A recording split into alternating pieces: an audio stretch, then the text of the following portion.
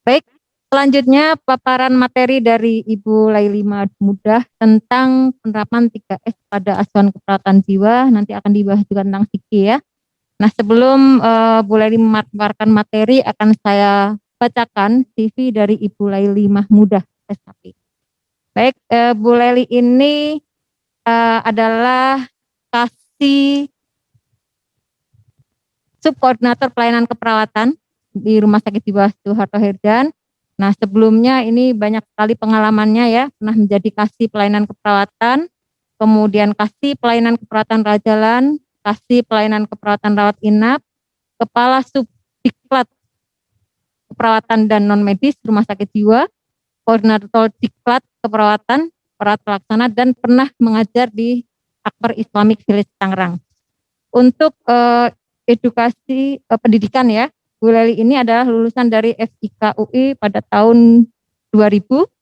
Untuk pendidikan non formal banyak sekali, ada TOT MHN, akreditasi pelatihan, kemudian pengendalian diklat atau MOT, asesor internal akreditasi KAS, asesor kompetensi perawat klinik, asuhan kegawat daruratan psikiatri, kemudian SNARS dan pengelola askep sesuai SNARS edisi 1. Ya. Baik, itu adalah CV dari Ibu Laili Mahmudah. Selanjutnya pemaparan materi yang akan disampaikan oleh Bu Laili Mahmudah. Untuk Ibu Laili Mahmudah kami persilahkan. Waktunya 45 menit. Baik, terima kasih. Jelas ya suaranya ya.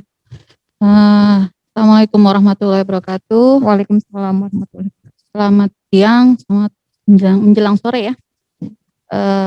Terima kasih atas kehadiran Bapak Ibu sekalian di acara webinar yang diadakan oleh Rumah Sakit Jiwa Dr. Soeharto Herjan Jakarta ini dalam rangka Pijar ya, Pekan Inovasi ya. Jadi dalam rangka Pijar di Rumah Sakit Jiwa Dr. Soeharto Herjan. Materi kedua ya dari saya menyambung dari materi dari Pak Adam ya. Jadi penerapan 3S di rumah sakit jiwa Dr. Soeharto Herjan khususnya. Namun semua standar tersebut dapat diaplikasikan di area layanan keperawatan. Materi ketiga adalah standar intervensi keperawatan Indonesia. Ya, jadi sesuai amanat undang-undang bahwa PPNI itu bertanggung jawab untuk membuat standarisasi terhadap asuhan keperawatan ya. Jadi tadi sudah 2 yang dibahas, yaitu standar diagnosis keperawatan dan standar luaran keperawatan Indonesia ya. Jadi untuk standar intervensi keperawatan, lanjut Pak. Yang akan dibahas di sini adalah standarisasi intervensi keperawatan, kemudian komponen-komponen dari standar intervensi keperawatan Indonesia, kemudian tautan SDKI, SLKI, dan SIKI, kemudian proses penyusunan SIKI ini. Ya, jadi standar keperawatan intervensi ini mencakup intervensi keperawatan secara komprehensif ya. Jadi SIKI ini standar intervensi keperawatan menjadi panduan ya bagaimana perawat menyusun intervensi keperawatan, kemudian perawat juga menjadi lebih otonomi ya dalam memberikan pelayanan dengan standar tadi juga ya, termasuk standar diagnosis dan luaran, kita bisa berkomunikasi secara intraprofesional dan interprofesional, jadi dengan menggunakan istilah dan intervensi yang seragam. Ya, jadi semua kalau misalnya kita menyebutkan satu diagnosis atau satu intervensi, semua sudah tergambar di bagaimana cara pelaksanaannya secara seragam dan terstandarisasi tentu saja. Lanjut. Jadi intervensi dan tindakan perawatan itu berbeda. Ya, jadi intervensi perawatan itu adalah segala treatment ya yang dikerjakan oleh perawat didasarkan pada pengetahuan dan penilaian klinis untuk mencapai luaran. Ya, Kemudian tindakan keperawatan adalah perilaku spesifik yang dikerjakan oleh perawat untuk mengimplementasikan intervensi. Jadi dari intervensi keperawatan tersebut banyak tindakan-tindakan yang bisa kita lakukan untuk menyelesaikan masalah keperawatan pasien. Jadi keunggulan yang harus dimiliki standar intervensi keperawatan, ya. Jadi standar itu harus komprehensif. Ya, jadi dia harus mencakup area generalis dan spesialis, fisiologis dan psikososial, kemudian mencakup tindakan intervensi kuratif, preventif dan promotif, ya. Kemudian dalam semua rentang hidup manusia, ya, individu, keluarga dan komunitas lingkupnya, kemudian ada direct care dan indirect care, independen dan kolaboratif. Nah, standar intervensi keperawatan itu disusun berbasis riset. Ya, tadi sudah disampaikan oleh Pak Adam. Kemudian menggunakan istilah klinis yang jelas sehingga semua yang menggunakan itu jelas. Kalau kita menggunakan standar itu semuanya secara bersama itu mempunyai gambaran yang sama terkait diagnosis, luaran dan standar dan intervensi keperawatan. Kemudian karena dia berbasis riset ya, jadi dia ada evidence based practice, mudah digunakan, dapat SIK ini juga dapat dikaitkan dengan diagnosis dan outcome keperawatan ya untuk mengatasi masalah keperawatan yang dialami oleh pasien. Tadi sudah disampaikan, jadi ada beberapa macam rentang intervensi keperawatan, ada direct care intervention. Jadi intervensi ini dilaksanakan dengan interaksi langsung dengan pasiennya. Kemudian ada indirect care intervention, ya. Nah, intervensi ini tanpa berinteraksi langsung dengan pasien, tapi dapat dilaksanakan demi pasiennya. Kemudian ada nurse initiate intervention, jadi intervensi yang diinisiasi oleh perawat. Jadi untuk mengatasi masalah atau diagnosis keperawatan yang dialami pasien. Kemudian health provider initiate intervention.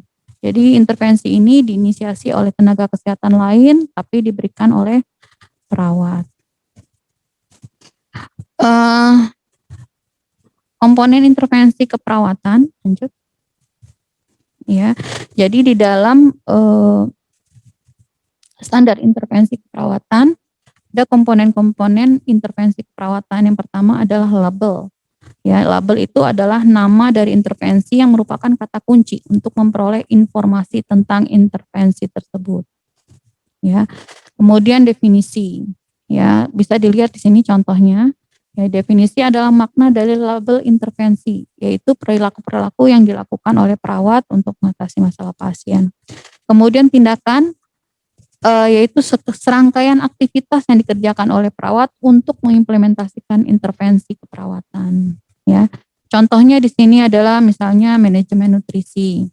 Ya, jadi definisinya dijelaskan bahwa manajemen nutrisi adalah perilaku perawat ya dalam identifikasi dan mengelola asupan nutrisi yang seimbang. Kemudian di dalamnya ada tindakan-tindakan yang bisa dipilih untuk dilakukan untuk mengatasi masalah tersebut. Lanjut. Baik, ini yang di dalam tindakan tadi ya. Jadi jenis tindakan keperawatan itu yang pertama adalah observasi, ya, mengumpulkan data status kesehatan pasien. Nah, teman-teman di sini harus membedakan antara jadi di observasi ini bukan mengkaji, berbeda ya. Jadi untuk menghindari ambigu ya dalam membuat tindakan ya, tidak rancu. Jadi dibedakan antara mengkaji ya, mengkaji dengan tindakan dalam observasi ini ya. Jadi kita gunakan untuk kata-kata di dalam observasi ini adalah periksa, identifikasi atau monitor. Jadi kalau kaji itu biasanya digunakan pada proses pengkajian keperawatan. Kemudian terapeutik, tindakan terapeutik adalah tindakan yang secara langsung memulihkan ya, punya efek memulihkan atau mencegah perburukan kesehatan. Ya, jadi tindakan ini kata-kata yang umumnya digunakan adalah berikan, lakukan, dan kata-kata yang berefek memulihkan atau mencegah tadi. Kemudian edukasi. Edukasi adalah tindakan-tindakan bagaimana si pasien ini mampu merawat dirinya, membantu si pasien memperoleh perilaku bagaimana merawat diri atau meningkatkan pengetahuan dan terkait bagaimana dia mengatasi masalah itu untuk dirinya sendiri. Kemudian kolaborasi, bagaimana tindakan-tindakan bekerja sama dengan perawat atau nakes lainnya. Lanjut. Kemudian tadi kalau ada tautan ya atau linkage antara SDKI dan SLKI, juga di sini disediakan linkage tautan antara SDKI dan psiki. Jadi di sini membantu alur pikir kita kalau pasiennya dengan diagnosis ini intervensi-intervensi apa yang dapat kita pilih untuk mengatasi masalah tersebut. Ya, jadi pola pikirnya dapat apa ya? Ada hubungan antara SDKI dan psiki ini membantu mempercepat memilih intervensi. Ini membantu menentukan intervensi setelah menegakkan diagnosis dan luaran. Jadi tautan ini bukan untuk menggantikan clinical judgment perawat. Jadi meskipun disediakan tautan, teman-teman perawat juga tidak boleh menghilangkan penilaian klinisnya, gitu ya.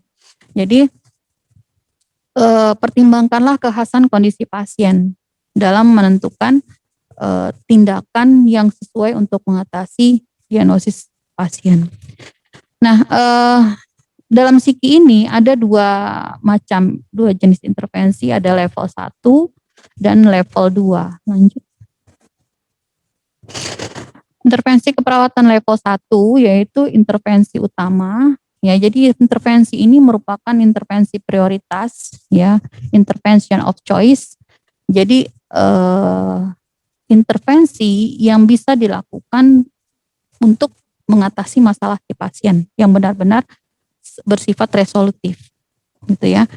Memiliki kesesuaian terbaik dengan diagnosis atau etiologi diagnosis keperawatan, ya. Terus banyak tindakan-tindakan yang dapat mengatasi masalah itu secara langsung dan dapat digunakan pada berbagai setting. Nah, efektivitas intervensi ini dapat banyak diungkapkan dalam riset-riset, referensi, praktik klinis sehingga teruji bahwa dia bersifat resolutif dan memiliki kesesuaian dengan diagnosis tersebut. Lanjut. Intervensi keperawatan level 2. Ya, jadi intervensi ini disebut intervensi pendukung. Ya, bukan merupakan intervensi prioritas. Tidak bersifat resolutif. Tapi setelah dia dapat menunjang resolusi masalah. Ya. Jadi hanya dapat mengatasi etiologi diagnosis tertentu, hanya dapat digunakan pada setting tertentu, dan efektivitas intervensinya belum banyak digunakan, diungkapkan dalam riset, referensi, atau praktik klinis. Lanjut. Ini contoh tautannya. Jadi misalnya defisit nutrisi, ya. Maka untuk mengatasi defisit nutrisi ini, intervensi utama yang disarankan adalah manajemen nutrisi dan promosi berat badan. Ya, ini intervensi utama untuk menyelesaikan masalah tersebut. Kemudian intervensi-intervensi pendukungnya yaitu dukungan kepatuhan program pengobatan, edukasi diet dan sebagainya. Ya, ini tidak digunakan semua, tapi dipilih oleh perawat untuk dapat diterapkan pada pasiennya.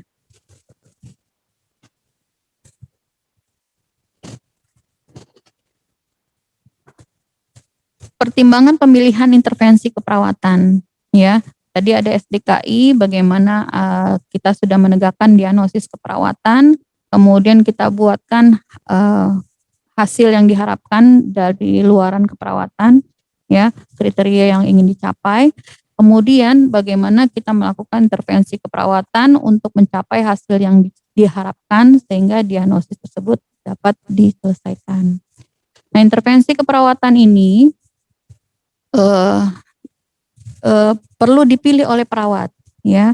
Jadi yang pertama bagaimana apakah intervensi tersebut mampu laksana, ya. Eh, Kalau di tempat kita ya, misalnya begini, si pasien ini kita keterbatasan fasilitas, sehingga untuk menyelesaikan masalah pasien kita harus merujuk misalnya seperti itu. Jadi jangan sampai intervensi yang kita lakukan itu tidak mampu laksana di tempat kita, gitu ya. Jadi pertimbangkan SDM-nya, ada nggak kompetensi untuk melaksanakan intervensi tersebut, kemudian ada bagaimana waktunya, kemudian bagaimana fasilitas yang dapat membuat intervensi ini mampu laksana. Kemudian penerimaan pasien, ya, penerimaan pasien ini bagaimana intervensi tersebut dapat diterima oleh pasien sesuai dengan nilai-nilai atau budaya atau keinginan pasien, ya. Jadi bisa dilaksanakan untuk dipilih intervensi keperawatan yang sesuai. Kemudian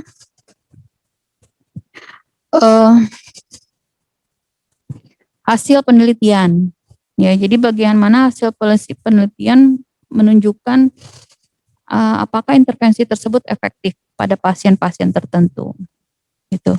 Jadi kalau misalnya belum ada penelitian, maka perawat, makanya kalau di dalam SKP kita itu ada bunyi konsultasi dengan ketua tim perawatan atau kepala keperawatan, ya. Jadi kalau misalnya belum ada bukti untuk ini, kita bisa meminta konsultasi pada mereka untuk apakah intervensi ini dapat dilaksanakan oleh pasiennya. Jadi kemudian kemampuan perawat, jadi bagaimana perawat dapat memilih intervensi ini berdasarkan apa yang dia sudah pelajari, apa yang sudah dia mampu lakukan, dan dia kompeten. Lanjut. Ya, ini proses penyusunan pusiki dan ini sudah disahkan oleh Menteri Kesehatan. Lanjut. Ya. Oke, baik Bapak Ibu, kita sudah sampai di kesimpulan ya. Mungkin lebihnya nih bisa buat banyak diskusi ya Bu ya. Baik. Ya, jadi semakin lengkap standar profesi yang dibutuhkan dalam pelaksanaan praktik perawat akan semakin dapat menjamin mutu praktik dan keselamatan pasien dalam asuhan perawatan yang diberikan oleh perawat. Ya, jadi dengan kita menerapkan standar ini, maka yang kita berikan itu legal, ya, dapat masuk mendapatkan aspek legal dalam pelaksanaannya. Jadi menjamin mutu praktek dan keselamatan pasien. Stiki diharapkan tidak hanya bermanfaat bagi pelayanan dan pendidikan, namun dapat dimasukkan ke dalam sistem JKN dalam upaya peningkatan mutu pelayanan. Ya, sudah banyak rumah yang menggunakan, ya. Jadi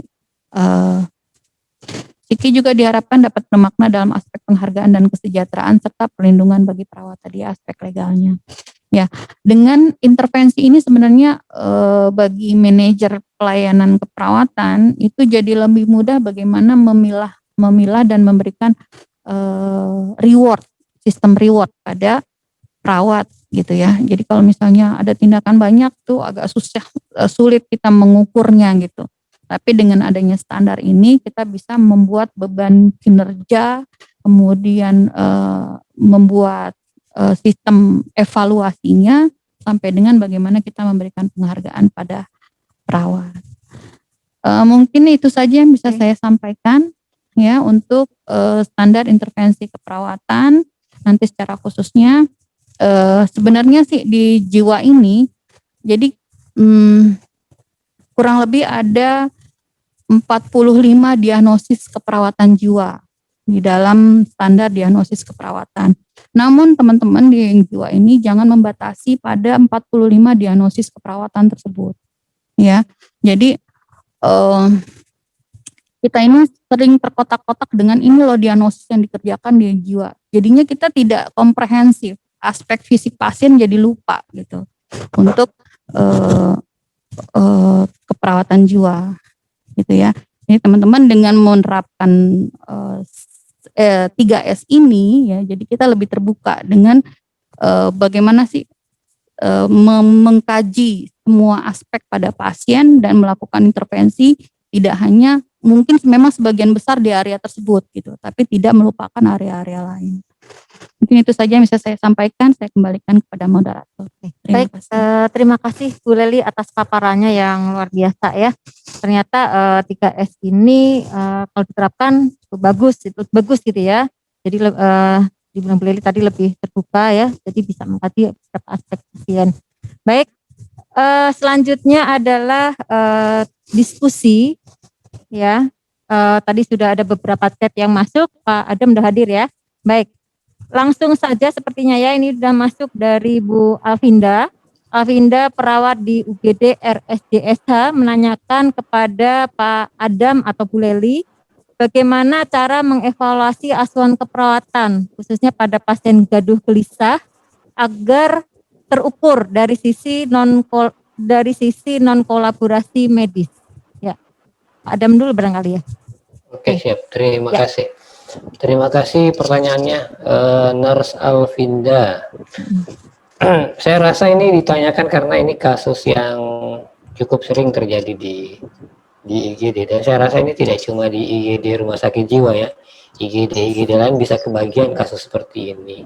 Yep. Nah, untuk menjawabnya mungkin begini, kita kembalikan dulu ke prinsip dasarnya. Seorang perawat itu sebetulnya mengevaluasi apa? Yang kita evaluasi itu adalah pencapaian target yang kita tetapkan pada pasien, atau istilah lainnya adalah luaran.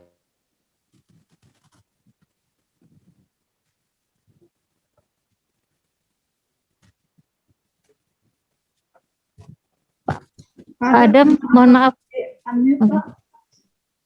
Mute ya, masih mute ya, maaf. Lupa maaf, diulang ya. Tadi termute dari mana ya? Ini mohon maaf tertekan sendiri kayaknya.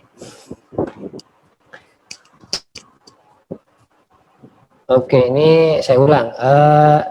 Terima kasih pertanyaannya Nurse Alvinda. Ini saya rasa ditanyakan karena memang kasusnya cukup banyak ya, apalagi karena memang berdinasnya di IGD.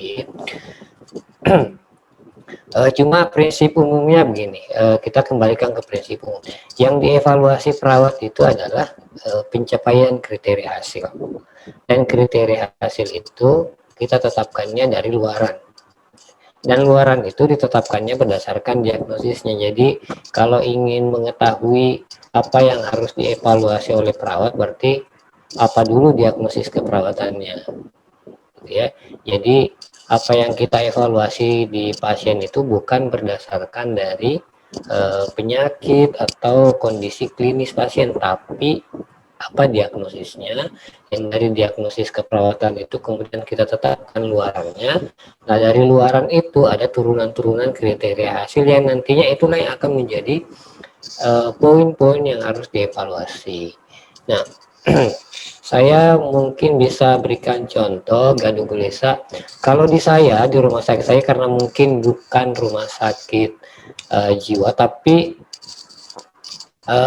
saya juga di IGD, gitu ya. Saya di IGD. Jadi kalau ada pasien-pasien dengan gaduh gelisah seperti ini, dengan kasus psikiatrik seperti ini, maka bukan menegakkan diagnosisnya dari kondisi klinis atau diagnosis medisnya, bukan gaduh gelisahnya, tapi dari hasil pengkajian ini pasiennya dia akan mengarah ke diagnosis risiko cedera, gitu ya.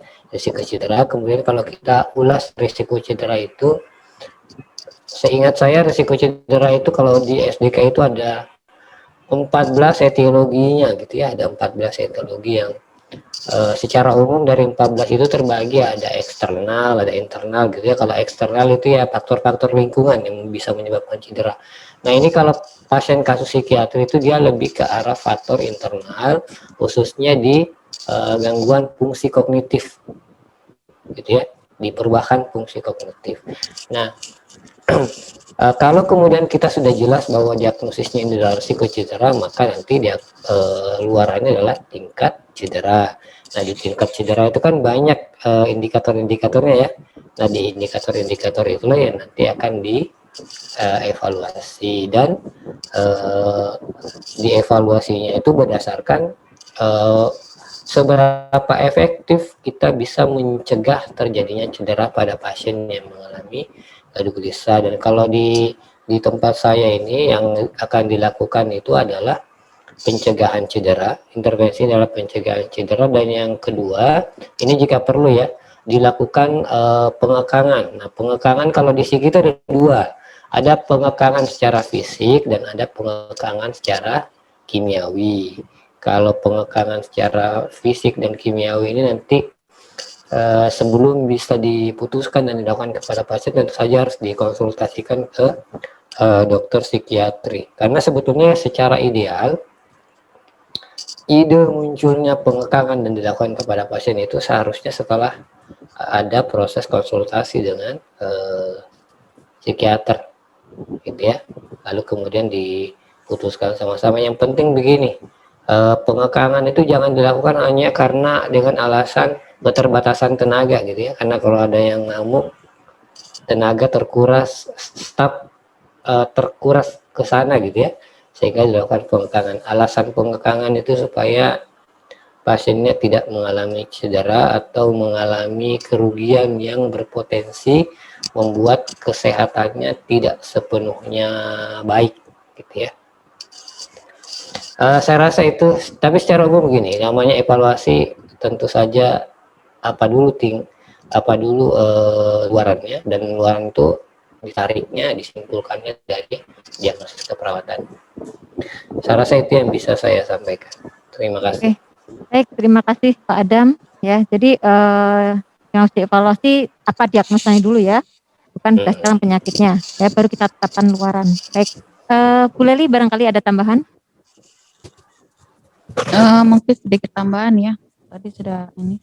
Jadi teman-teman yang di IGD khususnya kan tidak seperti dirawat inap ya. Kita punya banyak kesempatan untuk mengkaji. Ya, untuk di IGD mungkin kita lebih cepat bagaimana melihat kondisi si pasien. Ya, jadi yang untuk di IGD lebih banyak sering-sering membuka. Ya, yang di IGD tipsnya sering-sering buka bukunya untuk standar ini, sehingga terus ditetapkan mana yang banyak muncul di IGD, gitu ya.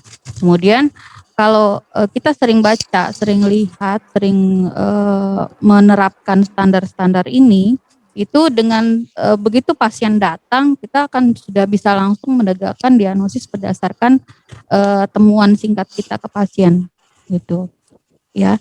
Kemudian bisa langsung menetapkan apa sih yang kita harapkan dari apa perilaku yang diharapkan dari pasien setelah kita melakukan intervensi keperawatan. Ya, jadi teman-teman bisa langsung dengan sigap memilih intervensi-intervensi yang dapat digunakan untuk mengatasi perilaku kekerasan, misalnya pasiennya gaduh gelisah tersebut. Ya, jadi tidak lama kita buka bukunya dulu, kemudian menetapkan luaran, kemudian memilih intervensi keperawatan, gitu ya. Tapi dengan kita terbiasa melakukan, terbiasa membaca, melihat, kemudian melakukan, nanti teman-teman akan punya langsung punya pemikiran bahwa ini pasiennya tanda dan gejalanya ini, kemudian diagnosisnya ini, luarannya ini, langsung memilih tindakan keperawatan, gitu ya. Jadi tinggal mengevaluasi sesuai dengan kriteria evaluasi yang sudah kita tetapkan pada diagnosis yang sudah kita tegakkan. Mungkin itu saja. Oke, baik Bu Leli. Jadi dengan adanya SLKI, SDKI, kemudian apalagi tuh SIKI gitu ya, kita harus mulai terbiasa untuk memakai gitu ya. Jadi lama-lama nanti setelah kita membaca, melihat, akhirnya jadi terbiasa gitu ya. Baik, terima kasih Bu Leli. Selanjutnya ada pertanyaan dari Ibu Sri Nyumirah dari dosen di Sarbo ya, kepada Bu Leli ini. Jadi tadi dikatakan ada 45 diagnosa keperawatan jiwa. Yang pertama, apa dasar penentuan dari diagnosa tersebut? Kemudian yang kedua, apakah Rumah Sakit Jiwa Soeharto Herjan itu sudah menerapkan 3S ya? Kemudian minta diberikan contoh satu kasus yang menggunakan 3S tersebut. Yang ketiga, bagaimana renpra atau rencana tindakan keperawatan yang dipakai di rumah sakit jiwa menyesuaikan 3S tersebut. Ya, silahkan Bu Leli. Baik, terima kasih Bu Nyumira. Jadi sebenarnya untuk 45 diagnosis keperawatan itu kurang lebih ya Bu ya. Jadi ada diagnosis yang memang ada di jiwa, tapi ada juga di area pelayanan keperawatan lain, misalnya di komunitas atau di maternitas ya, KMB juga ada gitu ya. Nah, ini kurang lebih yang secara spesifik banyak digunakan di rumah sakit jiwa, yang mungkin muncul di rumah sakit jiwa itu kurang lebih ada 45-an gitu ya Bu. Tapi kalau selama ini yang kita gunakan untuk pendidikan itu kita untuk kompetensi D3 itu sekitar 5 kompetensi yang banyak ditemukan, kemudian untuk yang S1 ada 8 kompetensi, kemudian ada diagnosis psikososial yang diterapkan mungkin banyak di rawat jalan gitu ya. Tapi di rawat inap sendiri kita punya ada 3 ruangan, yaitu ruangan akut, ruangan intermediate, dan ruangan rehabilitasi ya. Jadi sebenarnya diagnosis promotif untuk psikososial jiwa itu juga bisa diterapkan sebenarnya di ruang rehabilitatif tersebut. Kemudian untuk jadi untuk menerapkan 3S ya, Rumah Sakit Jiwa Soeharto Herjan sebenarnya kita masih pelan-pelan menerapkan ya. Kemudian di dalam PAK sudah kita tuangkan untuk standar diagnosis keperawatan, standar luaran keperawatan, dan standar intervensi keperawatan sejak tahun 2020 ya, sudah digarap sama kami, sudah dibuat. Tapi mungkin penerapannya belum keseluruhan dan memang hanya orang-orang tertentu saja yang masih. Tapi dengan judulnya ada sosialisasi ya Bu. Jadi sebenarnya di sini sedang upaya bagaimana semua perawat itu terpapar, sehingga kita buatkan webinar ini sehingga paling tidak seluruh perawat di rumah sakit jiwa terpapar, kemudian kita juga bisa berbagi ilmu ke teman-teman yang lain gitu ya. Insya Allah kita ingin menerapkan standar itu dan sudah dituangkan. Kalau sudah dituangkan ke dalam PAK dan sudah ditetapkan, itu wajib dijalankan oleh rumah sakit, gitu, khususnya perawat. Kemudian Renpra juga ada di dalamnya. Kita masih pakai Renpra yang itu kalau untuk pendidikan kita masih pakai yang biasa ya Bu. Tapi di Renpra di rumah sakit jiwa kita buat blank. Gitu. Jadi di sini adalah supaya perawat itu bisa memilih, merencanakan intervensi-intervensi keperawatan yang sesuai dengan pasien tersebut, dan kita mulai membuka pikiran bahwa tadi pasien jiwa itu tidak sebatas itu, gitu, karena kita aplikasinya di pelayanan keperawatan gitu, berbeda dengan di pendidikan. Mungkin itu ya Bu yang bisa saya sampaikan. Terima kasih. Baik Bu Leli, itu tadi ya Bu Sri Nyumira deh, dari beberapa pertanyaan sudah disimpulkan Bu Leli bahwa di rumah sakit jiwa itu sebenarnya standarnya sudah ada, itu sudah digodok ya tahun 2020, cuman pelaksanaannya aja yang masih pelan-pelan ya, belum semuanya memahami karena ini masih peralihan ya, belum terbiasa gitu, makanya masih sosialisasi terus-menerus ya. Baik. Selanjutnya pertanyaan dari Ibu Zakiah dari Universitas Binawan menanyakan untuk Bu Leli ya, apakah bisa diberikan contoh aplikasi bila kita hendak menentukan intervensi level 1 dan level 2 pada diagnosa negatif resiko. Jadi yang belum diketahui penyebab utamanya pada salah satu dari 45 diagnosa keperawatan jiwa. Silakan Bu Leli. Izin Pak Adam. Hampir sama. Iya. Ya. Untuk penerapan diagnosis negatif dan risiko ya. Ya, negatif. Oh ya, yang negatif yang aktual ya. Jadi untuk menentukan intervensi level 1 dan level 2 ya, mungkin yang tadi yang lebih mudah tuh, misalnya pasien dengan perilaku kekerasan ya.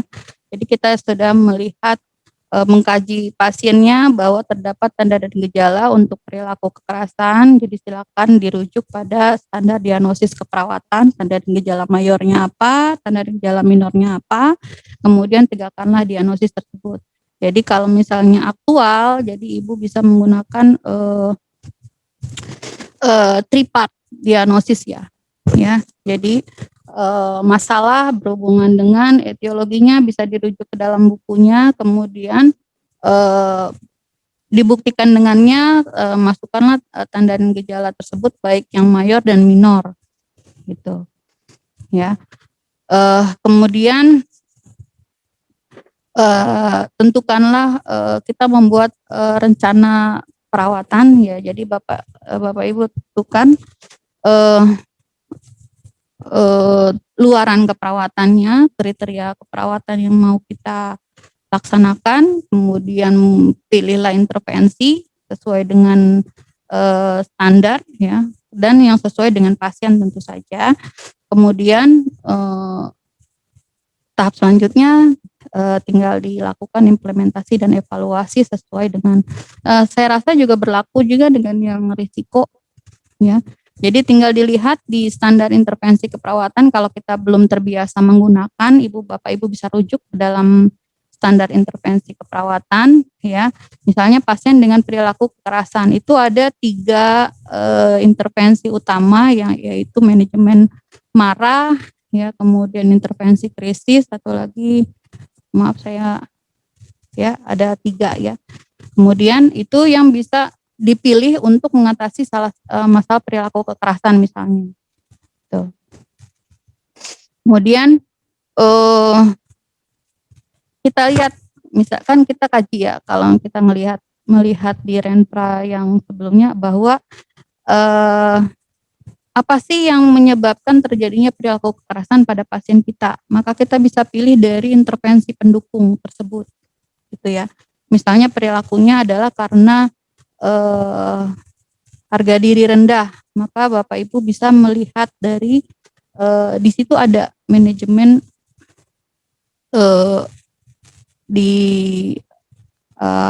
bentar ya.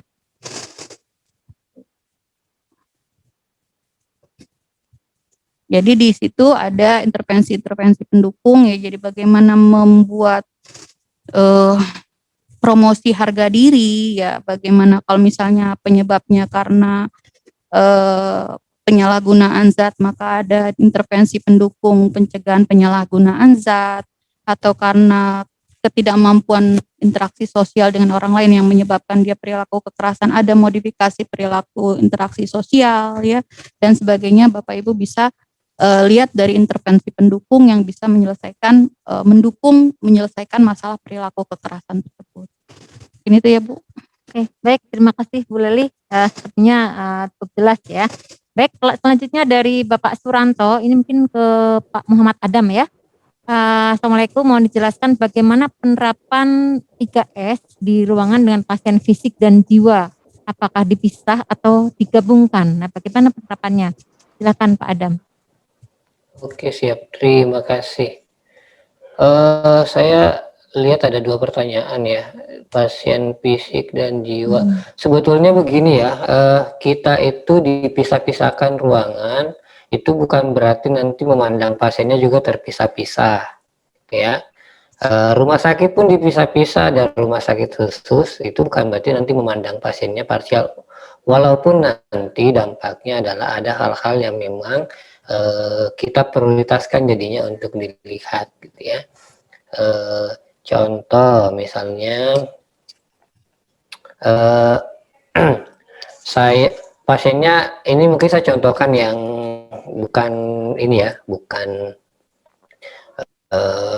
murni jiwanya. Misalnya ada pasien yang dia itu gangguan jiwa, itu memang dia gangguan jiwa, diagnosisnya waktu itu saya kurang tahu apa. Dia ini pasiennya tiba-tiba lari keluar ke jalan kemudian tertabrak motor dan dia mengalami trauma di kepala, cedera kepala. Jadi dia datang ke IGD. Nah, Ini harus dilihat juga diagnosis yang kita tegakkan itu disesuaikan dengan fungsi unit kita. Kalau IGD itu kan memang fungsinya untuk penyelamatan jiwa dan untuk stabilisasi pasiennya. Nah, pada kondisi dia dengan IGD, walaupun ada informasi dari pasiennya bahwa ini pasiennya pasien psikiatri, bukan berarti saat itu saya harus memprioritaskan mengkaji psikiatrinya, karena yang namanya IGD bukan itu tujuannya gitu ya.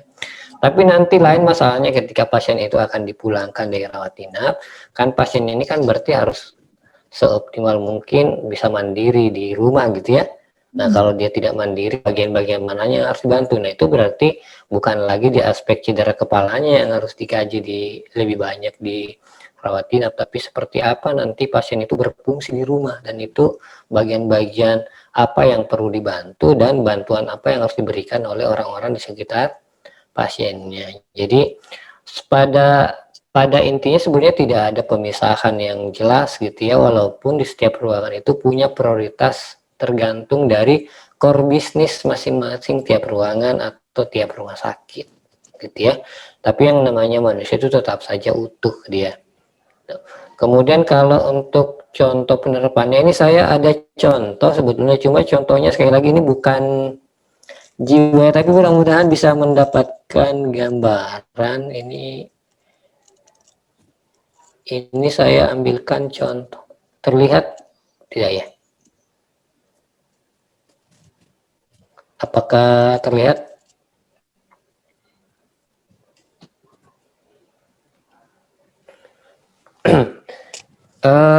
Ini sebetulnya memang namanya Renpra itu bisa dibuat dua model, bisa blank gitu ya, kosongan, atau yang kedua sudah dibuatkan template, tapi templatenya itu bukan tip template yang dia saklek gitu ya, template yang sifatnya masih bisa dimodifikasi sesuai dengan kondisi pasiennya.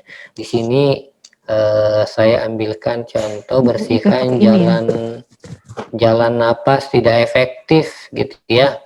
Nah, ini berarti kan nanti pasiennya ini harus dikaji dulu oleh perawat primernya. Kalau di ruangan di rumah sakit itu di RSUI, yang punya kewenangan untuk melakukan pengkajian awal itu adalah perawat primer, ya, perawat primer. Kemudian setelah perawat primernya mengkaji, maka yang juga punya wewenang melakukan penegakan diagnosis itu perawat primer juga. Perawat primer wewenang itu sampai ke penentuan rencana asuhan keperawatan yang diberikan kepada pasien. Nah, nanti untuk bagian implementasi itu baru ke perawat pelaksana atau AN-nya, associate nurse-nya. Dan untuk evaluasi itu bisa dilakukan sendiri langsung oleh perawat primer atau bisa didelegasikan ke perawat pelaksana.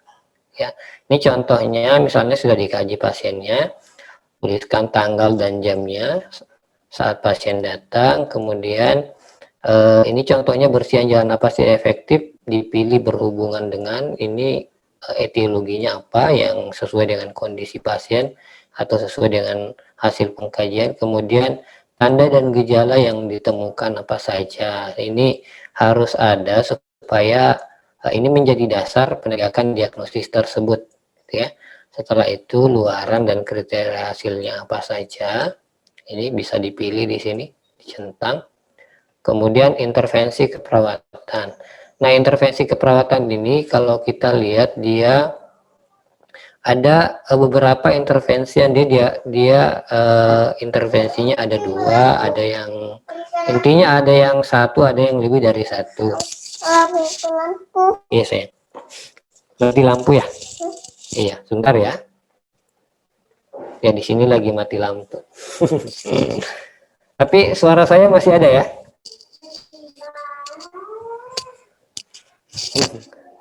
Walaupun gambarnya mungkin menghilang.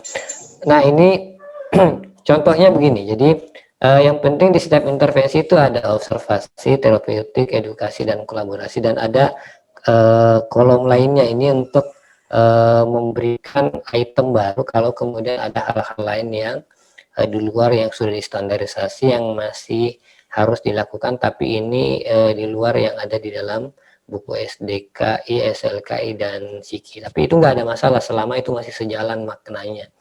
Kemudian kalau di RSU itu karena memang dia strukturnya ada perawat primer dan clinical care manager, jadi semua renpra yang dibuat oleh perawat primer itu harus diverifikasi oleh clinical care manager, gitu ya.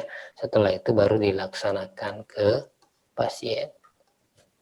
Oke, saya rasa itu mungkin gambaran penerapannya di tempat saya bekerja. Ini nanti bisa disesuaikan dan dimodifikasi sesuai dengan apa yang ada di ruangan kita, gitu ya. Saya rasa seperti itu. Ya. Baik Pak Adam, ini ada tambahan dari Pak Ranto ya. Di ruangan Pak Ranto itu kan ruangan jiwa, tetapi Iya. plus fisik gitu ya. Jadi ruangannya ruangan jiwa tapi fisik. Jadi pasiennya gaduh gelisah tapi ada fisiknya. Nah itu Yap. dua-duanya atau prioritas, skala prioritas gitu. Oke. Kalau yang namanya prioritas itu sebetulnya pertimbangannya bukan apakah dia fisik atau dia adalah non fisik ya, apapun itu, atau mungkin kalau di sini karena perawat jiwa atau ruangan jiwa ya kasus jiwanya.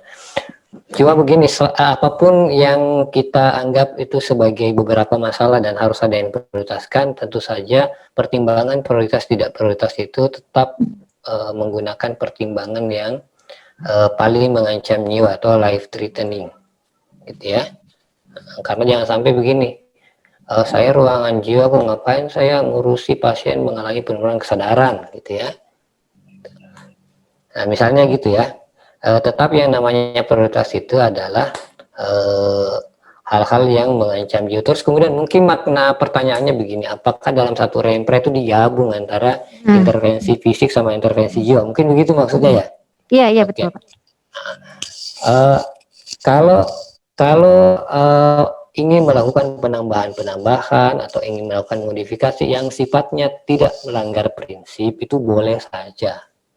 Karena yang dibuat oleh standar ini adalah acuan minimal. Jadi kalau kemudian dilakukan penambahan atau dilakukan pengurangan selama itu masih sesuai dengan kondisi pasien itu nggak ada masalah. Jadi bisa saja mungkin intervensinya dibuat pemisahan intervensi fisik dan intervensi jiwa itu nggak ada masalah, silakan saja. Itu adalah ciri khas di ruangannya. Jadi sepanjang begini modifikasi yang dikerjakan itu tidak melanggar prinsip-prinsip umumnya, gitu. Oke. Baik, terima kasih Pak Adam. Jadi intinya kalau di ruangan fisik jiwa, ya berarti intervensinya fisik dan jiwa dan bisa dimodifikasi gitu ya. Ya. Baik, pertanyaan terakhir dari Ibu Yusrini dari Stikes Bani Saleh. Ini untuk Ibu Laili Mahmudah. Untuk penerapan 3S ini pada saat implementasi ke pasien, apakah apakah bisa menggunakan SP untuk mengatasi gangguan jiwa, misalnya SP RPK, ya. Kemudian seperti apa contohnya pelaksanaan SP pada 3S saat kita interaksi implementasi dengan pasien, gitu ya. Silakan Ibu Laili Mahmudah. Baik, terima kasih moderator. Terkait untuk strategi pelaksanaan ya, jadi teman-teman sekalian, SP itu adalah alat bantu bagi mahasiswa ya, alat bantu bagi mahasiswa bagaimana menerapkan strategi komunikasi pada pasien ya. Jadi bagaimana di fase praorientasi ya, kemudian fase orientasi, fase kerja, fase terminasi ya. Itu tahapan pada komunikasi terapeutik, strategi komunikasi terapeutik yang akan kita terapkan pada pasiennya. Ya, jadi sebenarnya untuk 3S ini di dalamnya adalah intervensi yang isinya adalah tindakan-tindakan yang kita gunakan untuk mengatasi masalah pasien. Ya, jadi untuk penyampaiannya kita gunakan SP. Jadi SP itu kenapa di pendidikan ada SP RPK, ada SP halusinasi, ada SP ini, karena itu adalah SP-SP yang banyak ditemukan di rumah sakit jiwa. SP maksudnya masalah keperawatan yang banyak ditemukan di rumah sakit jiwa, sehingga untuk memudahkan mahasiswa mempelajari, maka kita buat panduan. Ini kalau PK pakai seperti ini, dan itu melalui macam-macam penelitian ya terkait dengan intervensi bahwa ternyata pasien jiwa dengan masalah keperawatan RPK itu pertamanya harus dilakukan ini dan efektif. Yang kedua dilakukan ini dan efektif dan selanjutnya. Dan setiap tindakan tersebut sebenarnya ada di dalam 3S ya. Jadi bagaimana menetapkan diagnosis, bagaimana menentukan rencana perawatan, intervensi yang akan dilakukan. Nah, di dalam situ ada tindakan-tindakan yang kita lakukan pada pasien untuk mengatasi masalah misalnya perilaku kekerasan tadi. Nah, untuk ke pasiennya, maka tools yang digunakan oleh perawat yang mahasiswa adalah strategi pelaksanaan. Supaya mudah, maka dibuatkanlah penelitian bagaimana tindakan-tindakan tersebut apa dulu yang mau dilakukan, yang efektif dilakukan pada pasiennya, sehingga terbentuklah tadi pedoman panduan standar strategi pelaksanaan untuk RPK, halusinasi, isolasi sosial, harga diri rendah, defisit perawatan diri dan sebagainya. Ada kurang lebih 8 strategi pelaksanaan khusus untuk 8 diagnosis keperawatan yang banyak ditemukan di rawat inap rumah sakit jiwa. Mungkin seperti itu ya. Jadi tetap sebenarnya di dalam SP itu bisa diterapkan untuk tindakan apapun yang untuk komunikasi terapeutik ya. Jadi misalnya untuk mengatasi ketidakberdayaan atau sindrom pasca trauma, Bapak Ibu bisa menggunakan standar strategi pelaksanaan ini untuk merencanakan bagaimana strategi kita berkomunikasi pada pasien tersebut. Ya, jadi boleh dikembangkan tuh, nggak cuma RPK. Jadi bisa strategi pelaksanaan pada pasien dengan sindrom pasca trauma dan sebagainya. Mungkin itu yang bisa saya jelaskan. Oke, baik. Jadi SP itu bukan tindakan keperawatan ya Bu ya, Ya, tetapi SP itu ada alat bantu, tools ketika kita interaksi dengan pasien. Ya, barangkali Pak Adam ada tambahan Pak? Oke, boleh. Ya. Yang saya tangkap ini SP itu adalah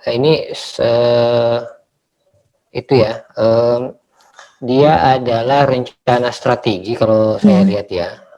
Jadi mungkin begini, mungkin di jiwa itu ada tindakan-tindakan atau intervensi itu yang dianggap sangat kompleks, sehingga dia itu harus diurutkan mana yang terlebih dahulu harus dilakukan, setelah itu mana lagi mungkin gitu ya, karena dia dianggapnya kompleks. Nah, tapi kalau saya lihat SP itu adalah teknik approachingnya ke pasien gitu. Tapi yang namanya SP itu karena dia adalah panduan langkah-langkah melakukan intervensi, berarti intervensinya tetap saja harus berdasar pada renpra. Jadi yang salah kemudian adalah renpranya merancang apa, tapi strategi pelaksanaannya merancang apa. Ini kan berarti yang dilaksanakan pada SP itu yang mana kalau bukan melaksanakan renpra. Itu seharusnya SP itu diturunkannya dari renpra. Nah, karena renpra itu adalah instruksi yang harus dilaksanakan, dan bagaimana kemudian instruksi itu dijalankan, mana yang harus pertama, kedua, ketiga, mana yang sasarannya ke pasien, mana yang keluarga. Nah, itu silakan saja dibentuk. Itu kan seperti petunjuk teknisnya ya. Nah, tapi yang namanya petunjuk teknis itu tidak menggantikan grand design-nya yang dari renpra itu gitu. Tapi dengan ada SP itu adalah tools yang sangat baik sebetulnya, karena itu malah membuat renpra itu bisa dijalankan secara lebih sistematis dan terukur. Ya, terima kasih. Oke, ya terima kasih Pak Adam ya. Jadi ketika kita melakukan interaksi ke pasien itu kita punya renpra. Jadi SP itu adalah turunan dari renpra.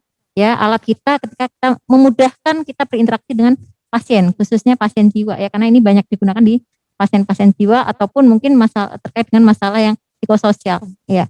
Oke, baik. Udah jam 3:15 sepertinya diskusi kita cukup ya. Dan luar biasa banyak pertanyaan yang mudah-mudahan bisa kita lakukan atau kita aplikasikan buat teman-teman khususnya di rumah sakit, mungkin juga teman-teman di pendidikan ya. Jadi tidak hanya 7 diagnosa itu yang harus kita lakukan, jadi kita bisa mengacu ke 3S tadi, SDKI, SLKI, dan SIKI, gitu ya. Baik, selanjutnya kita akan mendengarkan closing statement. Yang pertama, closing statement oleh Bapak Muhammad Adam. Kami persilahkan. Dari saya cuma mungkin pesan buat diri saya dan juga pesan yang juga bisa